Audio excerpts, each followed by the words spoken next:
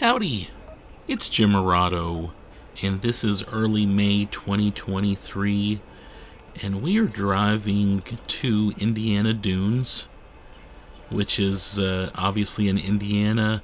We were staying in Michigan, and we kind of came down here for a day trip.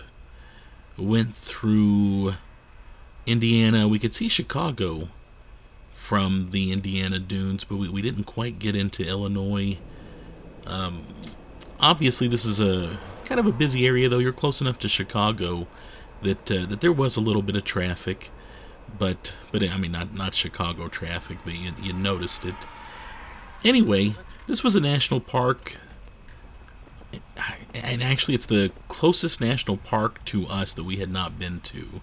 So we definitely wanted to get here, head into the visitor center, and just if you're going out there, we experienced some of the most confusing twists and turns, and maybe it's just us, but we missed a turn off, and then we turned off at the wrong spot. It gets kind of confusing out here where some of the areas are, but we were able to get where we needed to go. But I will say that the signs confused us a little bit. Saw some trains out here. This was a great area. It is obviously a national lake shore, so you're by some water. But you knew you were close to Chicago the whole time. You could hear a car, you could hear a helicopter. There were big city noises that we could hear the whole time we were out here, but it was still really nice. Stop by the visitor center. They have a very nice little visitor center. Of course, this is part of the national park system, and we went in, got our passport stamps, talked to a really nice ranger there, and bought my usual postcards, patch, that kind of thing. They had some nice displays, and we hung out here just briefly. I will say the thing we wanted to accomplish on this particular day was the Diana of the Dunes Dare. And it's about a 1 mile hike. It's not that bad. Other than, you're walking in sand up and down dunes at times. But it was a pretty easy, in my opinion, hike. There are stairs and that kind of thing. But we wanted to do the Diana of the Dunes Dare. I'll give you a little more information on that later. But you got a sticker if you completed it. You had to take some pictures of yourself along the way, and then you came back to the visitor center, showed the ranger your pictures, and he gave you a sticker. And I am a sucker for that sort of thing. If I've got I know it's a little $2 sticker, but if I get to accomplish something and I get a little free sticker out of it, I think that's great. And that's just me, though. But we're driving out to the spot where you start your hike. And this, we took our time, we dragged our feet. It took us, an hour or two. And I thought I would just show you some highlights from our hike. Also, we did it, we sort of did it in the reverse order. We did it the opposite way, which one of the rangers told us was a good way to do it, just to kind of spread stuff out. The trail got a little confusing at one time. We were going, we didn't know if we should keep going along the lake shore or turn right. We turned right, which was the right choice. But yeah, you definitely have to pay attention and watch, look for footsteps where other people have gone before. That's always helpful. I wanted to mention a couple of things. I heard about this from the National Park After Dark podcast. If you listen to podcasts, well, that's a very popular one, and justifiably so. The two ladies that host that, they're smart. They're interested in national parks, and they get into the dark side of national parks, the ghost stories, the mysteries, and death, and that kind of thing too. But they put on a really, really well done, well thought out podcast, and they were talking about the Diana of the Dunes Dare, and I looked it up, and I thought, if we get up there, that's how I want to experience the park. So that's what we did, and as you can tell right here, we're starting to walk. There's kind of a little building up here with restrooms, which were closed for the season, just so you know, while we were there. But yeah, you can look around. Just a nice place to walk. A little informational sign there. There's a photo op area for you inside of that building. We would pass a few people, and it's always interesting when you're doing a hike. You give them the head nod, you say hi. Some people want to stop and talk. Some people are, they're in their own world, and that's okay. I understand. I've been there myself. I'll check that out. But we did encounter a few people and had some chats with people, and that was just really nice. Yeah, another view of the building, another historic marker, little information about the area. And this was just a nice hike, and you get to see stuff like this.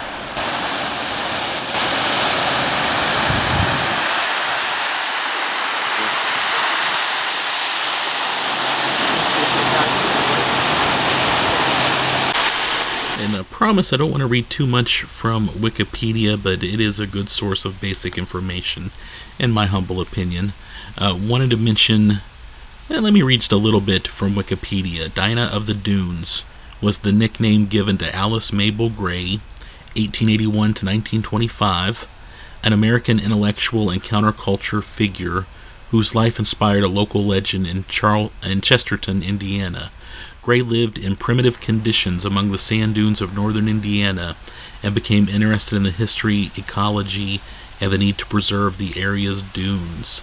Trained in mathematics, astronomy, and classical languages at the University of Chicago, Gray rejected a wage-earning urban life in favor of a solitary existence at the Indiana dunes. And, it goes on a little bit. Kind of a Thoreau-ish kind of thing, I guess you could say. She started living there in 1915. She died in 1925. And it mentions in her death and legacy, it's unknown if she married. They think she may have. And kind of inspired a little bit of a legend about her ghost being seen out where we're at right now. So that's that legend in a nutshell. But this was the area where she walked and spent a lot of her time.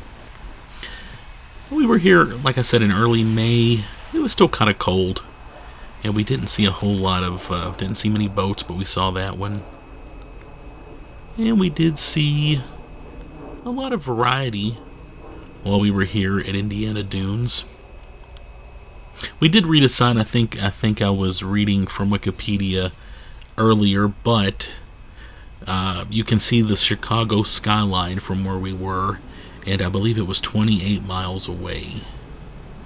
So, yeah, and you kind of hike along, and you're up, you're down, you're up, you're down. There is a nice little boardwalk coming up. Pace yourself out, take your time. This wasn't a bad hike, in my opinion. And we did enjoy it quite a bit. Wanted to say before we got here, and I'm going to put up another video about this place because I liked them that much, and I love coffee. But we stopped at a place, Fluid Coffee Shop. Fluid Coffee Shop in Michigan City, Indiana. Really nice little coffee shop. And they have a Diana of the Dunes latte. So it seemed appropriate to me to stop there and get a latte before we came here. And my wife and I both enjoyed our drinks. Just a cute, nice little place. And again, a nice place to come to before we did this hike. And again, just a nice little path here, nice little trails. And that might look intimidating if you're worn out a bit, but again, if you take your time, you can make it up those stairs. I do enjoy the Great Lakes. I know 10 years ago, almost to the day when we did this trip, we took a trip and we circled Lake Michigan through Wisconsin, coming back down through Michigan. And that was a great trip. We sort of recreated some of that on this trip. We did not do Wisconsin. We just sort of went up about halfway through Michigan, hugging the coast mostly, and just had another nice time. Another view of those walks, the sand, the dunes. Yeah, very nice out through here. Oh, and those little people leaving, that was John and Margot from Philadelphia. We stopped and talked to them for quite a while. They had just been Actually, in our neck of the woods, they were in Mammoth Cave, and they are very into national parks. So we stopped. I think we might have taken a picture of them and just chatted for a bit. It was nice.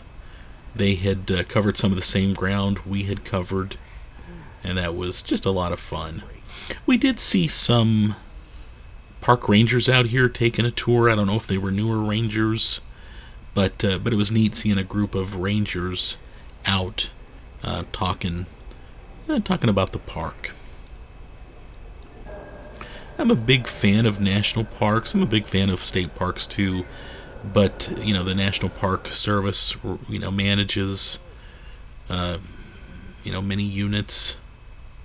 That was a group, I think that might have been a bachelorette party, and they went the opposite way we went, and I think we finished the hike about the same time they did. I thought it was kind of neat that there was a bachelorette party out here. What a good way to, heck, they might have been some sort of sports team, but they were acting like a bachelorette party. But I just thought that was pretty cool that they were out enjoying one of the national parks. But yeah, there's so much to do with the parks. I think it was $25 a car to get in, to get to this spot, which it's a tad pricey. I know we're close to the Great Smoky Mountains, Mammoth Cave, most of the national park units in our area, Kentucky, Tennessee, they don't have any sort of entrance fee. Great Smoky Mountains is charging like a $5 a day parking fee now or something like that. But yeah, $25. That's something to think about when you're up here. Didn't mind paying it, but I could definitely see how it might keep some people from stopping by. And we're leaving the parking lot, driving out. We did see, I think I mentioned earlier, we saw some trains. I'll put up another video of a train we saw while we were out here. But yeah, this was our brief visit. We left, we went back to the visitor center, talked to a very nice ranger who gave us our stickers and congratulated us on doing the Diana of the Dunes Dare. And yeah, that was kind of neat. Back to the visitor center, circling their visitor center just to give you a look at it. Have you been here? What do you think? It's definitely one of the more it's a unique park. The big sand dunes and stuff. It kind of reminded me growing up in western Kentucky. Man, there were mountains. There were just big old hills that we used to go ride four-wheelers on. Very dirty. Not sand, but the dirt was a bit loose at times. And there were areas where a bunch of us would go and ride four-wheelers, which was stupid and dangerous, and I've never owned a helmet in my life, I'm sorry to admit. And I was young, and thank goodness that I'm still here. But yeah, it reminded me of where we used to go ride four-wheelers. But yeah, what do you think? What do you think about the Indiana Dunes? Do you have any stories? Did I miss something? What else is there to see in the park?